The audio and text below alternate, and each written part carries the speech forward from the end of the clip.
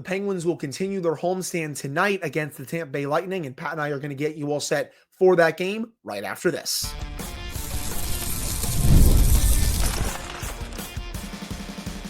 You're Locked On Penguins, your daily podcast on the Pittsburgh Penguins, part of the Locked On Podcast Network, your team every day.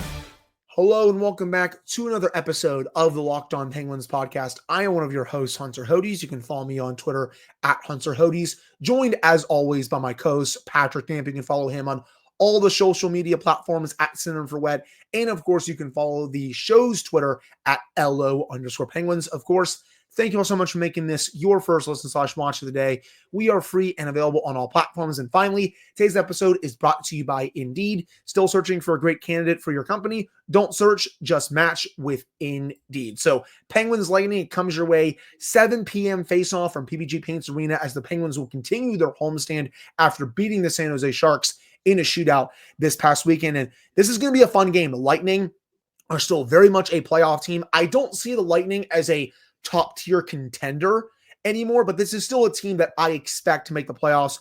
All of their stars are performing very, very well this year. They're 9-6-1 to start the season. That's good for third in the Atlantic. Nikita Kucherov, he's once again playing at an MVP caliber level. 11 goals, 26 points in 16 games. Brandon Hagel, he's also at a point per game, 8 goals, 17 points. And of course, old friend Jake Guentzel, 7 goals, 17 points in 16 games. There were still some people, even at last year's trade deadline, trying to say, oh, he's a product of Sidney Crosby. Weren't many people saying it, but there were still some that were. And I'm like, you people are deranged because he is over a point per game playing with the Lightning. Yes, I know he's playing online with Kucherov, but he is not even close to a product of Sidney Crosby. He never was. He can put up production with virtually anyone in the league, and it's going to be awesome when next year comes around and you're going to see him, I think, on the Four Nations face-off team for Team USA. He very much deserves to be on that team. But again, Guentzel will be returning to BBG Paints Arena, and you look at this lineup, you have Guentzel with Kucherov and Braden Point, and Point looks like he's going to be returning tonight after a few games absence.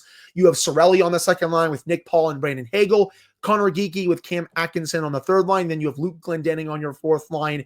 Defensively, Victor Hedman, still a very good defenseman. He's not as good as he used to be, but this is still one of the top defensemen in the league. They brought back Ryan McDonough. They still have Eric Chernak. You look at the defensive pairings, Hedman, again, still very good. McDonough can give you some minutes. Chernak is fine, but it's still not the greatest defensive group on the planet. And even the forward group, their bottom six, it's not that much to be desired. Their first line is where their offense really comes. You know, their second line has been great too, especially with Hagel, but they are kind of more of a top heavy team this year compared to last year. So the biggest key for the Penguins, at least for me, got to slow down that top six. That top line, it is a super line. Got to find a way to slow it down. Even their second line as well. The way Brandon Hagel's playing, you got to find a way to slow down that line. If you're able to keep those two lines in check, the Penguins will have a pretty good shot of winning this just because, again, Tampa Bay's bottom six, at least on paper, is not nearly as good as it has been in years past. No, the horrors persist, but so do the Tampa Bay Lightning. They are still one of the better teams in the NHL. That said, I agree with what you were saying, and I kind of talked about this in the off season. They do remind me a little bit of the Pittsburgh Penguins post 2016, 2017 Stanley Cup, where they don't have the same kind of depth that they had when they were at the absolute height of their powers, but they are still very, very good. And I look at this team and I think this is, you're right. It's top heavy, but this is a mismatch for the Pittsburgh Penguins. Yeah. Do they have a chance tonight? You always have a chance. It's the National Hockey League. They're all professionals, and we have seen crazier things happen in the NHL than the Pittsburgh Penguins beat the Tampa Bay Lightning on November 19th, 2024. It's not out of the realm of possibility, but this is going to be one of the Penguins' toughest tests this season. It's right up there with playing the New York Rangers, playing the Winnipeg Jets, playing the Edmonton Oilers. This is still a great hockey team. And like you said, Jake Guentzel, not a product of Sidney Crosby. Yeah, he's still playing with elite players, but how many times have I said it, Hunter? Playing with elite players is a skill within and of itself. Yep. And Jake Guentzel just has a scoring touch. He always has. It's something you can't teach. It's something you can't coach. You just have it or you don't. And Jake Guentzel certainly does. And we might as well address the elephant in the room when it comes to the Penguins tonight. This is going to be a massive game for Tristan Jarry. He is getting the start tonight. Yes, we're all cringing and covering our eyes at this because of the track record and the history. But if there was ever a night for him to show that he can bounce back, it has to be tonight against a team with this many good shooters. And it also has to fall upon the skaters on the ice to, for once this season, kind of like they did against the Capitals last week, play with a little bit of discipline, don't take too many risks, and beat them on the counter. If they can't do that, this could be an extremely long night for the Penguins. And much like I say against some of the other top teams, you do not want to turn this into a track meet, especially against the Lightning with how much talent they have up front in their top six. And don't get me wrong, people, there is a drop-off in production after you go down from Braden Point. Again, we've already discussed Kucherov, Hagel, Guentzel. Hedman has 16 points. Sorelli's been very good in all three zones. He has 16 points. Nick Paul has 5 goals. We already discussed Braden Point. Moser, as the lone one after that, was 6 points. So you have 7 players with double-digit points. After that, it's a pretty big drop-off. So again, if you're somehow able to keep Tampa's high-end talent in check, you'll have a shot to win this game. And with Tristan Jarry, this is going to be, I hate saying it like this, if he struggles, this is going to be a very hostile crowd. He is going to get booed heavily if he struggles again. A good start is imperative for him. You cannot have a start like you had against Columbus where the first shot you see, it's in the back of the net. And then later on, 3 of the shots you see, 2 of them are in the back of your net. You need to have a much better start. I even tweeted this when I saw the news. I even said, sure, why not? Because that's what it is at this point. I'm not surprised that they're giving him another start. I don't think they should, but I'm not surprised by it because they're trying to see if they can somehow, some way, get his value up a little bit. And by putting him out there against the Lightning, it's a bold choice, but hey, we'll see if he somehow goes out there and plays well. I will say, though, the Penguins have had some really strong success against the Lightning in recent years. They're 6-1-0 in their last 7 games against Tampa. Remember, Tristan Jarry scored the goalie goal against them last year.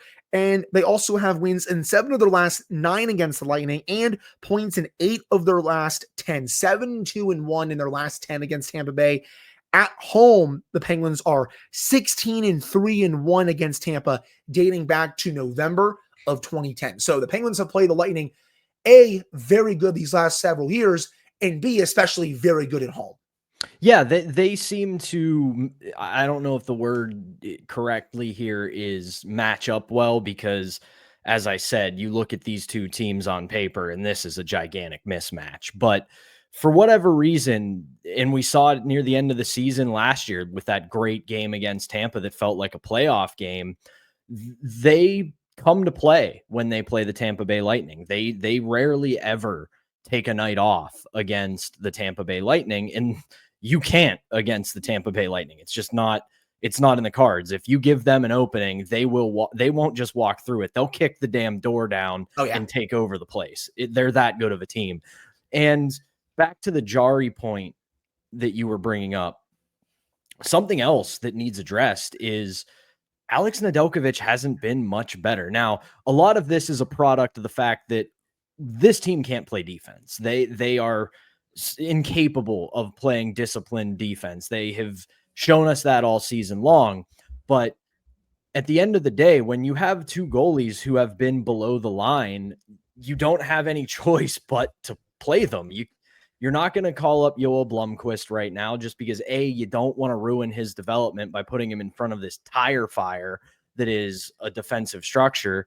And B, what other options do you have? You can waive Jarry, but that doesn't solve the problem. You can try to trade him. That's not going to solve the problem unless you get a goalie back, which you're not going to do the NHL 25, trade all of our bad players for their good players. That's just not going to happen.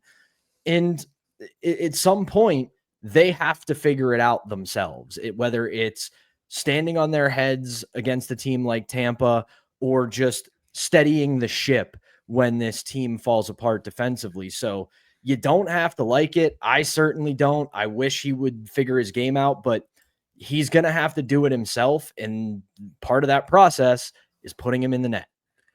Right. And I think this is probably arguably the biggest start of his career to date outside of the playoffs with how everything is going right now. So, hey, let's see how he does in this game against a bona fide playoff team right now. I will say in his career against the Lightning, he has 6 wins, 3 losses, and a .926 save percentage. So I think Mike Sullivan could be looking at past history here with how he's played against the Lightning, but I think for this game, you might have to throw all that out, especially with the way he's playing this year. A couple more lineup notes before we head to break. Chris Letang, he skated this morning. He's still not playing due to an illness. We wish him all the best in his recovery from that illness. Blake Lizotte, he still has a concussion. He's continuing, his off-ice rehab, and I feel so bad for Blake Lizotte, man. Multiple concussions to start his Penguins tenure. He was playing fairly well, it felt like, after coming back from that first concussion, and now he has another one. It just really stinks overall. Cody Glass, he also has a concussion. He's skating on his own. And then Kevin Hayes, he skated with the team. Hopefully he's getting closer to a return as well. But that'll do it for this first segment. Coming up in the second segment, we're going to discuss Josh Yohe's article from Monday and why there could be other players traded that won't be the usual suspects that we expect to get dealt, like Marcus Pettersson and Drew O'Connor. But before we get to that, we got to tell you all about our first sponsor, and that is Indeed. We're driven by the search for better, but when it comes to hiring, the best way to search for a candidate is not to search at all. Don't search, match with Indeed. If you need to hire, you need Indeed. It is your matching and hiring platform with over 350 million global monthly visitors, according to Indeed data, and a matching engine that helps you find quality candidates fast. Ditch the busy work. Use Indeed for scheduling, screening, and messaging so you can connect with candidates faster. And Indeed doesn't just help you hire faster. 93% of employers agree Indeed delivers the highest quality matches compared to other job sites, according to a recent Indeed survey. Join more than 3.5 million businesses worldwide that use Indeed to hire great talent fast. And listeners of the show, you'll get a $75 sponsored job credit to get your jobs more visibility at Indeed.com/lockedon. Just go to Indeed.com/lockedon right now and support our show by saying you heard about Indeed on this podcast. Indeed.com/lockedon. Terms and conditions apply. If you need to hire, you need Indeed. All right, we're back here in this episode of the Locked On Penguins podcast. I'm one of your hosts, Hunter Hodes, joined by my co-host, Patrick Damp. So, Pat, you read Josh's article, I'm sure, too. We're going to put the link to that in the description box for YouTube and on audio. And he kind of went into the other trade candidates outside of, again, the usual suspects that we expect to get moved, considering how bad the Penguins are this season. We all know that Marcus Pettersson expects to get traded, and he even reported that Edmonton and Vancouver are interested. If I had to pick between the two, I'm going Vancouver. They have the better prospect pool. They have better roster players to offer than I think the Oilers, because the Oilers, they're not going to really send you anyone important back. I mean, obviously none of their big guns are coming back for Marcus Pettersson, but you look in their bottom 6, compare that to Vancouver's bottom 6, for example. If a forward comes back for just that purposes, I would rather go towards Vancouver for that compared to Edmonton. And again, I think Vancouver's prospect pool is so much better. As we all know, Jesse loves to say when we bring him on for Marshall Monday, he wants his boy Niels Höglander back in that trade. And I'd have to co-sign that because he is awesome in this league. I think he'd be the perfect fit as a middle 6 forward for this team. But Yohe brought up Chris Letang. And again, I still don't see that happening. I understand that his game is very down right now. His game is rotting away. But I don't see a lot of teams trading for him right now, especially with his salary. And B, I don't think the Penguins want to move him, because say you do move him, what are Evgeny Malkin and Sidney Crosby going to think of that, for example? They could honestly just be like, hey, if you're moving him, you can send us out too, because I think all 3 of them together think we want to go out together. And if one of them gets moved, in this example, Letang, I think both of them are going to be like, okay, what the heck? So I think with those 2 factors, I really don't see that happening. We've discussed Erik Karlsson a little bit. We both think Ottawa is probably the only realistic option at this point, but he also brought up Rickard Rakell, and that is someone who I do think you could get something back for. Maybe, I don't know, 2nd round pick and a prospect, maybe a 2nd round pick and a roster player coming back. I don't think he's going to have this massive asking price, but I do think you can get some sort of okay return for Rakell, considering the season that he's had this year. He's been able to rebuild some of that value. I think there's a better chance he gets dealt compared to someone like Rust, who I think is a bigger leader in that locker room compared to Rakell. I'm with you on pretty much everything that you said. I also want to put this out there as well. I think a lot of people right now, because we know that this team is retooling on the fly, forget that there is another asset to be had at this juncture, and that's cap space. Yeah. And if you can move out some of these contracts and get cap space, that has value in and of itself, because you'll be able to take on certain contracts. You'll be able to sign certain players in free agency if they come available. So that's an asset in of itself that we kind of take for granted as fans and analysts. We kind of forget that, hey, if you have cap space, it's an asset in for the two things that I said of you can sign players and take on certain contracts, but also you can weaponize it for other teams who need to shed salary and get rid of certain players for cap reasons. So if you have it, it's a valuable asset. The thing about Chris Letang that I keep coming back to is we remember the saga of Evgeny Malkin when he re-signed with the team, nearly went to free agency. The push to keep him wasn't just Crosby and Mike Sullivan. It was Chris Letang. Yeah. He had a huge role in convincing Evgeny Malkin to stay, despite the disrespect he was given from Ron Hextall and Brian Burke at the time. So that inexorably links these three together. And while I do in a way agree with Yohe's sentiment of the big three, he's maybe the one you could see thinking, I can go somewhere else and play there for a couple years, but I don't think it's as pronounced as Josh is making it. I think if things got so bad over the next 2 years that you don't see any kind of improvement with this franchise, they're in the same spot or worse over the next couple years, then yeah, I can see him saying, you know what, we did our thing, we cemented our legacy, we won our championships, I can go somewhere else. But at the end of the day, all of the reporting and all of the storytelling on these three shows that they are three best friends. They want their legacies to be linked, and they don't want to wear other sweaters. So on the whole, I can see it, but it has to get really, really bad for it to happen. And you saw it last week when Evgeny Malkin was talking to the media as my dog starts barking at someone walking down the street downstairs. You saw what Malkin said last week. He was basically like, yeah, it's me, it's Sid, and it's Tanger forever. Like he doesn't want any of those two to leave. And I do think if one of them were to leave, again, it's not going to be Crosby because we all know he's going to retire as a member of the Penguins. It's not going to be Malkin because they've shown no interest in dealing him.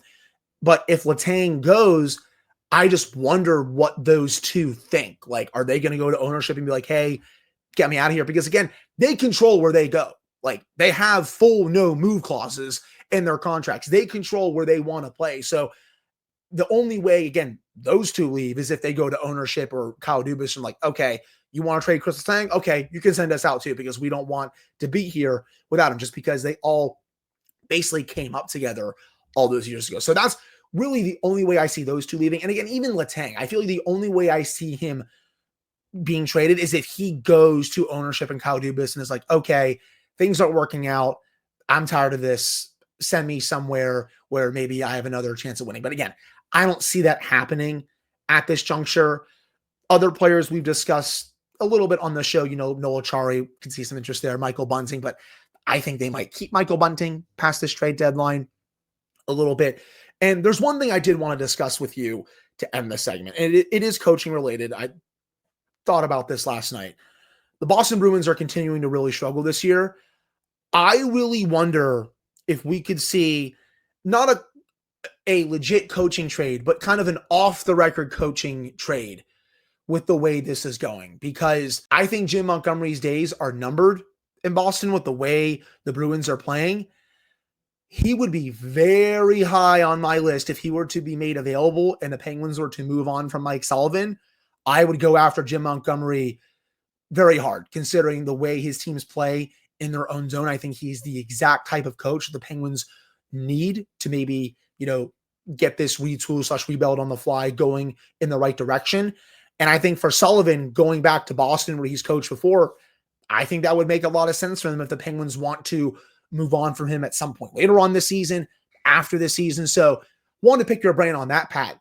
What do you think? It does feel like these two franchises are having a little bit of a game of chicken with one another, waiting for the other to make the move, and neither are doing it. But I agree with you. I like Jim Montgomery as a coach. And what I'm about to say here, I don't want to come off as an indictment of Mike Sullivan because his track record speaks for itself. I continue to say that he is one of the best coaches in the world and will continue to be wherever he ends up. But if there's one difference between the two, and again, I don't want to get carried away with this. He seems like he's more willing to hold players publicly accountable than Mike Sullivan is.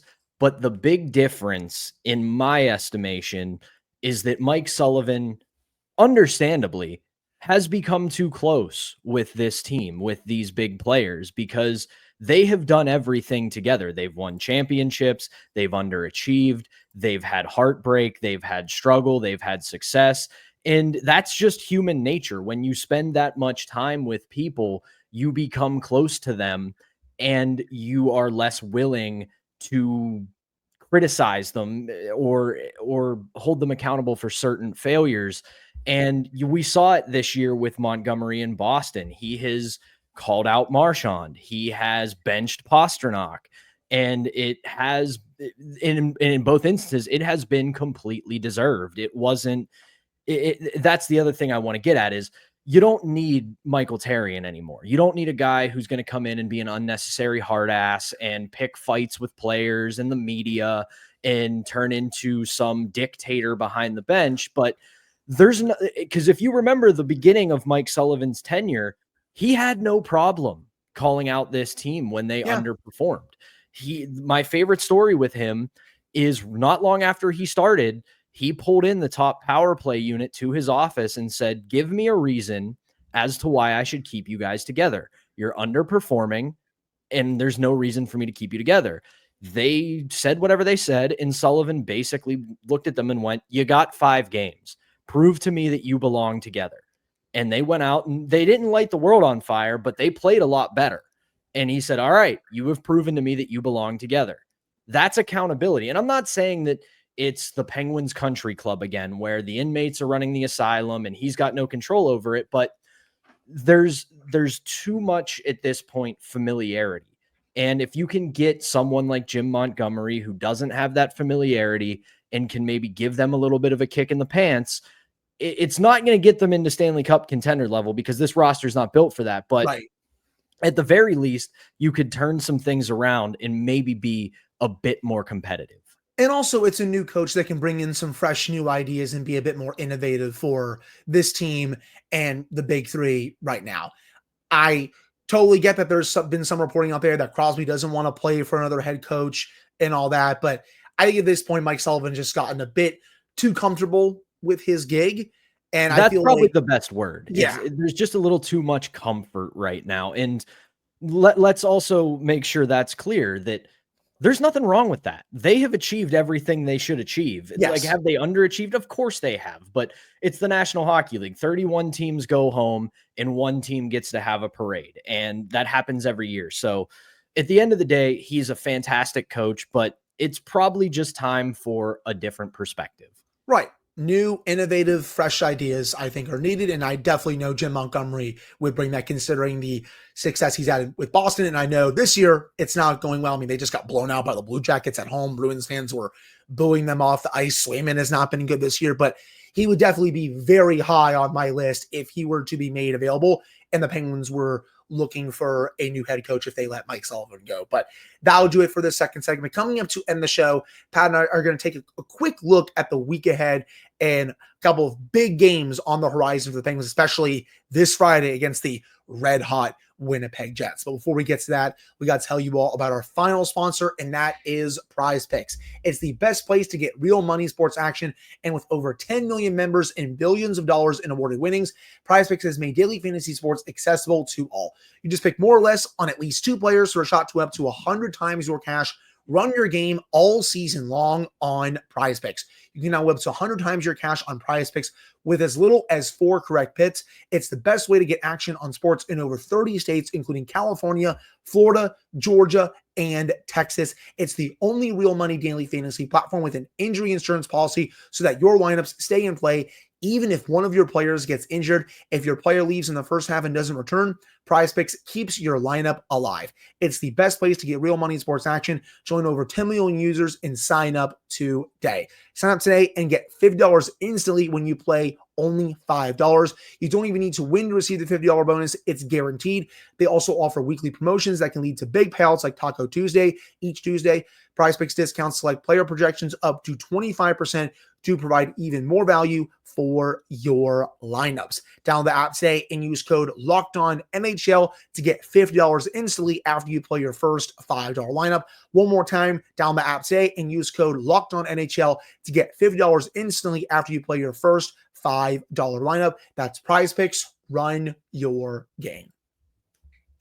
All right, we're back here in this episode of the Locked On Penguins podcast. I'm one of your hosts, Hunter Hodes, joined by my co-host, Patrick Damp. So, Pat, after this game against the Tampa Bay Lightning, it does not get any easier for the Penguins and their homestand this week. They'll have a back-to-back this coming weekend on a Friday and Saturday. Friday, they'll be playing the Winnipeg Jets for the second and final time. The Penguins had a really nice start against the Jets earlier this season. They jumped out to a 2-0 lead, and then the Jets just totally blitzed them from there on out. They scored 3 straight goals to make it 3-2. Penguins tied it 3-3. And then right after that, the Jets just said, hey, see you later. Thanks for coming. And they made the Penguins look like complete fools in their own zone, like a lot of other teams have to start this season. So that's going to be very tough. The Jets are 15-3 to start the season. They were once 15-1, though they have lost 2 games in a row. I will say they have a very unusually high shooting percentage to start the season. I think that's going to be coming down in the second half. This is still a very good team, Stanley Cup contender, but I do think their shooting percentage, it's a little bit of a mirage right now. It's going to be regressing to the mean a little bit, even though Connor Hellebuck has been gone. And then after that, on Saturday, the Penguins will play the Utah Hockey Club. Sorry, Pat, I'm still going to call them the Utah Hockey Club until they get a real name. 7-8-3 to start the season. They have 17 points, tied for 5th in the Central. They've lost 7 of the last 10. They have a -13 goal differential, though they still have some players playing at a high level. It's still going to be a pretty tough game for the Penguins. So there's a quick look ahead here. Pat, real quickly, what are they going to have to do to somehow score an upset over Winnipeg? It's the same thing that they're going to have to do tonight. They're going to have to find it in themselves to play a disciplined game. Yeah. Because as you said, you look at their last matchup against the Jets, it was a lack of discipline in the defensive zone that led to their demise. Because despite Winnipeg's high shooting percentage, throwback stat, they are a very high PTO team. They're riding a serious PTO bender, but they also have Connor Hellebuck. So even if their shooting percentage regresses, they've still got one of the best goalies in the world, so they can live with that. But they basically, until Winnipeg took over late, they went shot for shot with the Winnipeg Jets. Yes. They were able to score on them. And that part of that was because Connor Hellebuck did not play that night. But at the same time, if they would have had even just a crumb of good defensive hockey against the Winnipeg Jets, they probably go out and win that game because they were the better team up until they fell apart defensively. So that's pretty much what I'm looking for the next 2 games, because we have seen that this team can get some scoring. The Penguins have been able to get scoring from their top guys, and some of the depth players have been chipping in when need be. So if you can clean up the defensive game and at least play a little bit disciplined, they'll be okay. Are they going to suddenly become a great team? No, but they'll be able to at least hang if they can figure that out. And you know what's funny? We saw the blueprint in place for that win in Washington, where the Penguins played easily the finest third period they've played all season. They held Washington to without a shot for the first half of that period before Washington got a couple more chances in the final half of that period. But the Penguins still were great defensively in that period. And that just, again, left me wondering, where in the heck has that been all year? It's definitely, what's the word I'm looking for? An outlier when you look at all the other third periods they've played this year with the leads they've blown so far. So if you can somehow, some way bring that blueprint back, that would also be great in terms of winning at least one of those games on the back-to-back, if not sweeping them. But I think a successful week this week for the Penguins, results-wise, at least winning one of these, and if you can squeeze another win out of it, win 2 out of 3, I think that is a successful week for this team. Even honestly, if you go, I don't know, 1-1-1, you get 3 out of 6 points. I even think that's successful with the teams they have to play this week, considering, Tampa Bay, they're in a playoff spot. Winnipeg, they're in a playoff spot. Utah, they're fighting for a playoff spot as well. But if, a success for me, 2 out of 3 this week, I just don't really know if we're going to get that.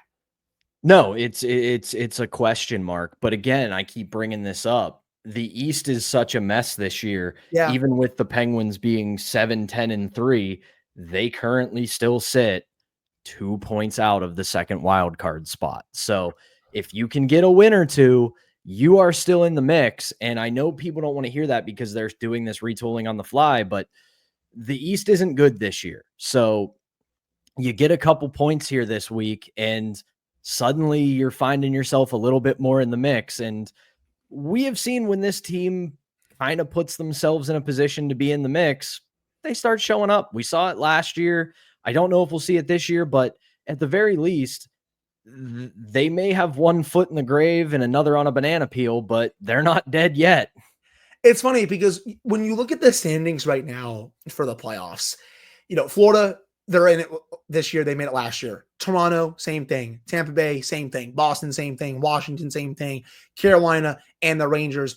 7 of the 8 teams that made the playoffs last year are in the playoff spot right now. It goes to show how hard it is to crack into that top 8 when all those teams are so good. The only difference is the Devils are in the spot that the Islanders had last year. So I know they're still technically in it if they get a win or two this week, or especially if they go 2-1, or even if they go 3-0, but they still have a massive hole to climb out of. So that's a discussion for a completely different day. And heck, I don't even know if we're going to have that discussion this year, considering how poorly they're playing right now. But I think that will do it for today's episode of the Locked On Penguins podcast. Thank you all so much for taking the time to listen to / watch this one. Pat and I will be back on Wednesday to recap this game against Lightning and give you our picks for Warrior Helmet Wednesday. That's right. It is returning this week after taking a little bit of a hiatus last week. But for Patrick Damp, I am Hunter Hodes. Thank you all so much for tuning in, and we'll be back on Wednesday.